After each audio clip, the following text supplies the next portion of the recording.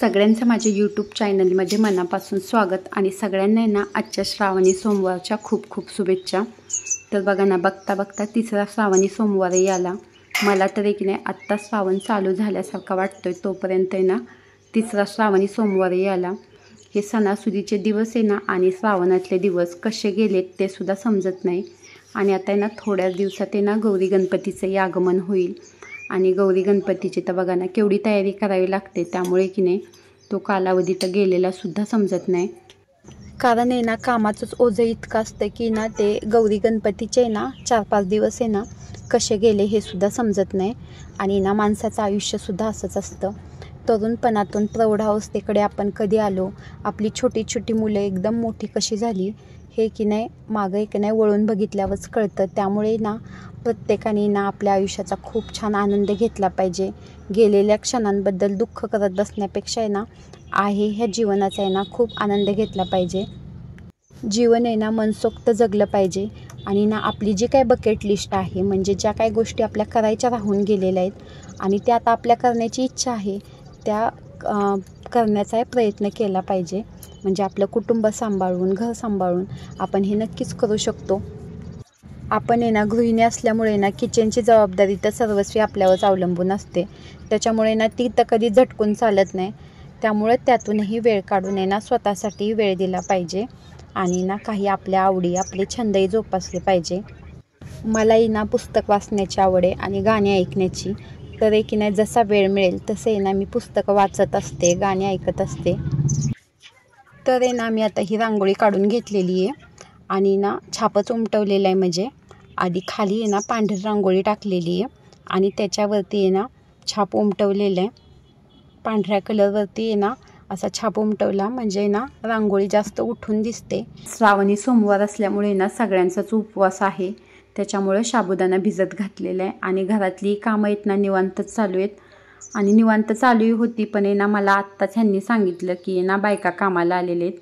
आम्ही ना आठवड्यापासून ना बायका बघत होतो केळ्याची पिल्ले कापायला, पण तेव्हा बायका काही मिळत नव्हत्या, पण आज बायका मिळालेल्या आहेत। एक वेळे ना शहरामध्ये की नाही दुकानामध्ये ना माणसं भरपूर मिळतात, पण ना शेतामध्ये काम करण्यासाठी अजिबात माणसं मिळत नाही। शेती करणं ना तसं तर अवघडच झालेलं आहे।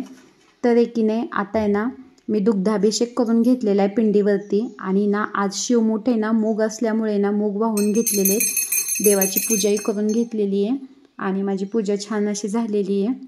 आणि चला आता की नाही शेतामध्ये जायचं आहे, त्यामुळे ना आधी ना घरातली कामं उरकून घेते।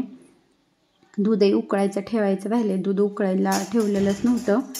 जेवढं लागत होतं तेवढं दूध उकळलेलं होतं, उरलेलं दूध तसंच होतं। त्यामुळे ना आता पहिल्यांदा ना दूध उकळायला ठेवून घेते। आणि ना आज म्हणजे रात्रीच की नाही मी दही लावलेले, तर त्याचा चक्का बनवायचा आहे म्हणजे श्रीखंड। त्यासाठी की नाही दही बांधून ठेवायचे कापडामध्ये, कारण ना दह्यातलं पाणी निघायला ना 2-3 तास तरी लागतात, त्यामुळे ना तेही बांधून ठेवायचे। तर आधी ना पहिल्यांदा मी हे दूध उकळायला ठेवलेले। दूध ना घरात असलं म्हणजे ना छान वाटतं, कारण ना दुधापासून दही बनवतो, चक्का होतोय, बाकीच्याही सगळ्या गोष्टी होत आहेत, त्यामुळे दूध असल्यावर बरं वाटतं। तूप वगैरे घरामध्ये असतं, पण ना भांडीच खूप निघतात दुधाची, कारण पातेली दूध काढायला वेगळं, त्यानंतर संध्याकाळचं वेगळं, अशी ना भांडीच लई निघतात। त्यामुळेच ना दुधाचा खरं ना खूप वैताग येतो, कारण फक्त की नाही विकतचं दूध आणलं म्हणजे तेवढंच आपल्याला जास्त काही काढावं लागत नाही, पण ना घरचं दूध असल्यावरती ना भांडीच खूप निघतात। तर आता ना हा चक्का पहिल्यांदा ना बांधून घेते।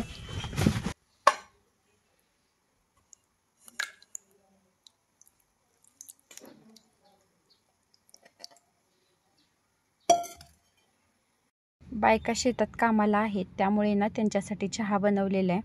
आज सोमवार बी आहे, त्यामुळे उपवास आहे, त्याच्यामुळं उपवासाला ना बायकांना म्हणजे इतरही दिवशी चहा लागतोच, पण आज उपवास आहे त्याच्यामुळे तर चहा करावाच लागतोय। त्यामुळे आता हा चहा केलेला आहे आणि आता मी घेऊन चाललेली आहे।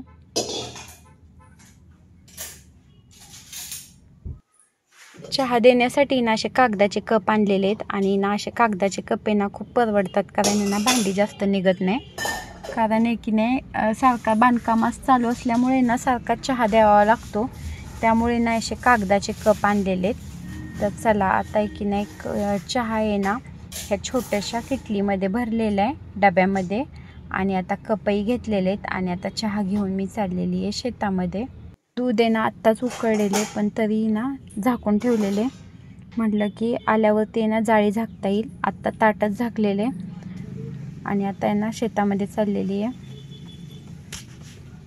बायका ना चहासाठी वाटच बघत बसलेल्या होत्या, त्यामुळे ना पहिल्यांदा ना गेल्या गेल्या त्यांना चहा दिला. केळीमध्ये ना जास्त काय काम नसतंच, फक्त पिल्ली कापायचं काम तेवढं असतं. पण तेवढ्यासाठी सुद्धा की नाही माणसं मिळण्याचं लय अवघड झालेले.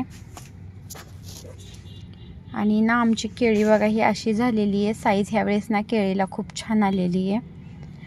पण आहे ना आजच एक मोठा घड आहे ना पडला ओझ्यामुळं. कारण आहे ना ओझंही वाढलेले. आता 2-3 दिवसात केळी काढायचीच आहे, पण तोपर्यंत आहे ना पाऊस चालू आहे आणि कधी कधी वाराही सुटतोय. त्याच्यामुळे ना केळीचा एक मोठा घड आजच पडला, तोही घरी आणलेला आहे. आता आहे ना केळी जाईपर्यंत किती घड राहत आहेत झाडावरती आणि किती जात आहेत काय माहीत. आणि ना ही पिल्ली म्हणजे का नाही केळाच्या शेजारी ना छोटी केळाची झाडं असतात ना, त्याला पिल्ली म्हणतात. तुमच्याकडे काय म्हणतात ते मला नक्की सांगा. कारण आहे ना ती कापली नाही ना तर ना जे की नाही अन्न म्हणजे आपण खतं वगैरे टाकलेली असतात ना, ती मोठं झाड वाढवण्यातच उपयोगाला येतात. त्यामुळे ना ती अशी पिल्लं आहे ना कापून घ्यावी लागतात. थोडीशी वाढली की कापून घ्यावी लागतात. पण ह्यावेळेस आहे ना जरा जास्तच मोठी पिल्लं झालेली आहेत आणि ना त्यामुळे की नाही ही सगळी पिल्लं अशी कापून घेतली. मला ना व्हिडिओ एडिट करायला वेळच मिळाला नाही, त्यामुळे ना आज व्हिडिओ टाकते म्हणजे आज मंगळवारी.